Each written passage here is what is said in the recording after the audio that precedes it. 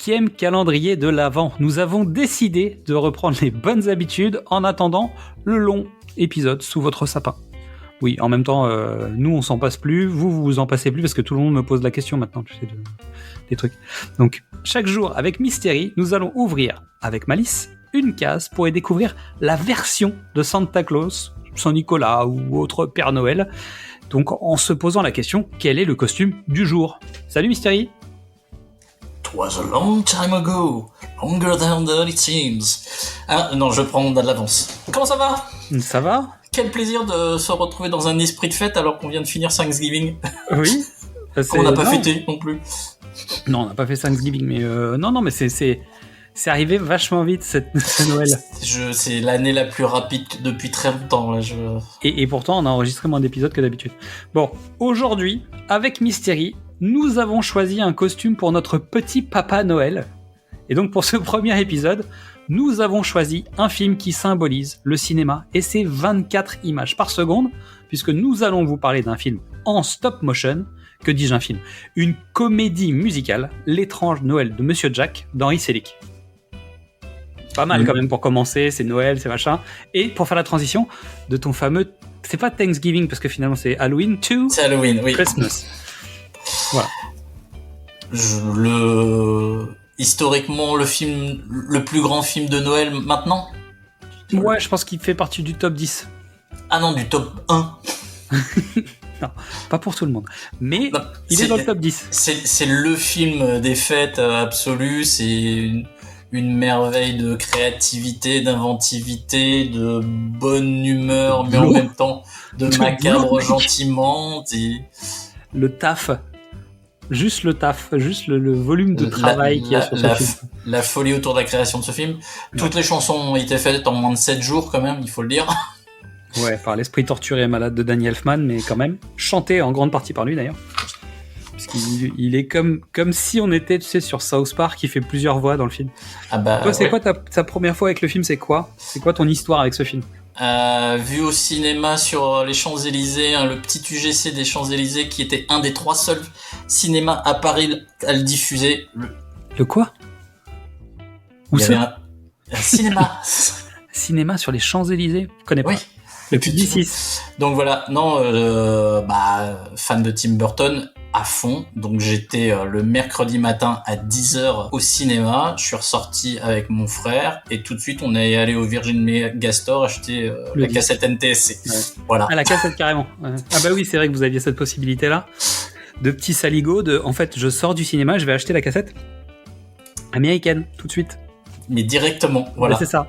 Sauf avec que le décalage, la cassette était sortie, t'as raison.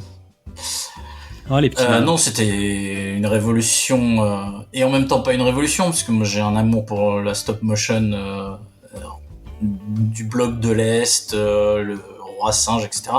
Et là c'est poussé à son paroxysme, c'est un travail minutieux, inspirant.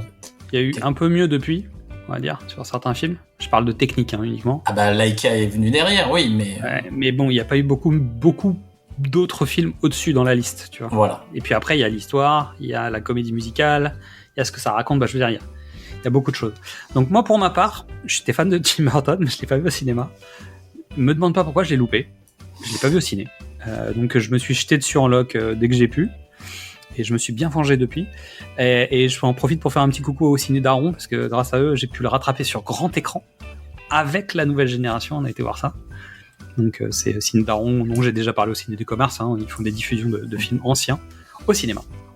Bon, est-ce que tu nous fais le pitch de l'étrange Noël de Monsieur Jack ? Je sais que c'est presque honteux pour beaucoup de gens parmi ceux qui nous écoutent, mais potentiellement, et on accueille avec plaisir les gens qui vont nous en parler. Comme c'est le premier épisode, je me suis permis de demander à la nouvelle génération de venir nous faire le pitch du film. Donc pour le coup, je vais laisser la représentante de la nouvelle génération nous expliquer sa vision de l'étrange Noël de Monsieur Jack. Le film est en stop motion et c'est une comédie musicale. Il était une fois le monde d'Halloween. Jack, le roi d'Halloween, rentrait de sa tournée. Il trouvait que c'était ennuyant vu que c'était juste une fois par an et le reste du temps il s'ennuyait. Il est allé dans les bois pour se rafraîchir les idées et il vit des portes sur les arbres. il se dit, c'est étrange parce que la dernière fois, il y avait pas de porte. Il ouvrit une porte et il se retrouva dans le monde de Noël. Il vit qu'il y avait beaucoup plus de couleurs, c'était beaucoup plus joyeux. Il se dit qu'il pouvait faire la tournée et qu'il remplacerait le Père Noël. Est-ce que ça va bien se passer? Non? Pas trop? Oui. Très bien. Est-ce que tu conseilles ce film, toi? Oui. Oui? T'as passé un bon moment? Oui. Ok, donc tu le conseilles à tout le monde? Peut-être pas parce qu'il y en a qui aiment pas trop l'univers. Peut-être, mais du coup, je le conseille pour ceux qui aiment Halloween. Pas Noël? Si, quand même. Merci à la représentante de la nouvelle génération de nous avoir donné sa vision de l'étrange Noël de Monsieur Jack. Merci beaucoup. Donc, on l'a dit, c'est Henry Selick qui réalise le film. Donc, on lui doit aussi Coraline et James et la pêche géante. Est-ce que ça te va en gros pour donner les deux autour, quoi? Ouais. Celui d'avant, celui d'après. Au scénario, non, les deux après. La pêche géante, c'est après? La pêche géante, c'était avant. C'est sur le succès de. Ok, d'accord.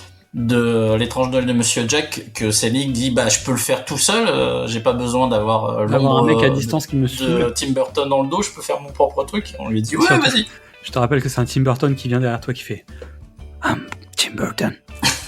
I'm Tim Burton. Parce qu'en gros, pour l'histoire, c'est que Tim Burton travaillait sur Batman le défi. Ouais. C'est ça.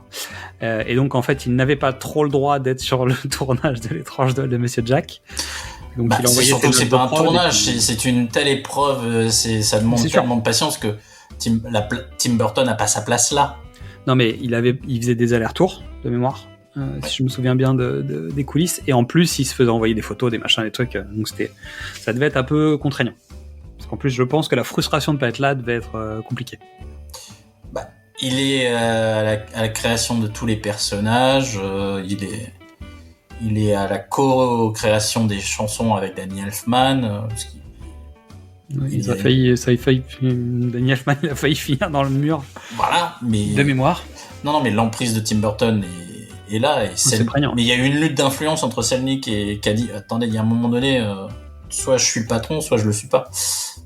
Il faut qu'on avance. T'es pas là. Moi, je sais comment on fait un film comme ça. Je vais donner mes ordres aux équipes et puis tant pis. Alors, au casting, on retrouve la voix de Ed Ivory dans le rôle du narrateur et du Père Noël, Chris Sarandon dans le rôle de Jack Skellington, avec la voix de Danny Elfman sur le chant, Catherine O'Hara, qui avait déjà travaillé avec Burton dans Beetlejuice, qu'on retrouve dans le rôle de Sally et de Stram, Paul Rubens, qui avait aussi déjà travaillé avec Tim Burton pour Pee Wee Herman, évidemment, parce que c'est lui, Pee Wee Herman. Voilà pour les grands personnages. Budget 18 millions de dollars, avec un box-office sorti juste aux États-Unis à plus de 50 millions. Il a fait 700 000 entrées en France. On peut dire que c'est pas mal. Ouais, c'est surtout que après t'as eu la VHS, le DVD, le DVD, les sorties, les machins. Et puis une fois que Disney a arrêté de se masquer les yeux et se dire on a peut-être un truc, on va faire à Disneyland et puis le machin. On va faire des sacs, des gourdes. Jack est pas un personnage de Disney. Hein. Non, c'est un personnage. Tu verras jamais l'étrange Noël de Monsieur Jack sur le parc. Ah bah non, tu peux pas. Mais Par contre, tu peux acheter la gourde. Tu peux t'acheter pas mal de trucs au moment d'Halloween notamment. Donc le film est sorti le 7 décembre 1994. Le même jour sortait Le Client de Joel Schumacher et Farinelli. J'ai fait mon choix. Et quelques temps autour, j'ai regardé un peu autour, on a eu un Indien dans la ville d'Hervé Palu, d'un côté, et Time Cop de Peter Hyams. Parce que un Jean-Claude, c'est pas mal. C'est pas mal. Il peut gagner presque contre tout le monde, mais pas contre Jean-Claude. Voilà, c'est comme ça. Un argument pour pousser les gens à voir ou à revoir l'étrange Noël de Monsieur Jack. Au revoir, si vous le revoyez, c'est que vous l'avez déjà vu, donc vous êtes en train de le revoir, c'est une évidence.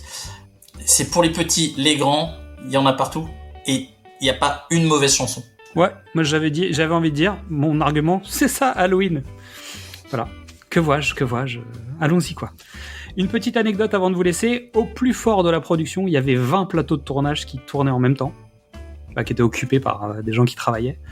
Et au total, ça fait 109 440 images prises pour faire le film. Voilà. Donc le calendrier est lancé.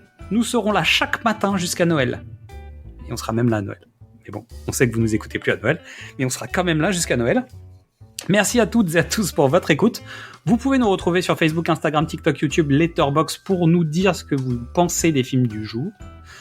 Vous pouvez écouter aussi les 4 saisons précédentes en cherchant les films de l'avant sur vos plateformes d'écoute. Et on se dit à demain pour un nouvel essayage de costumes. Je souhaite un bon calendrier de l'Avent à tout le monde.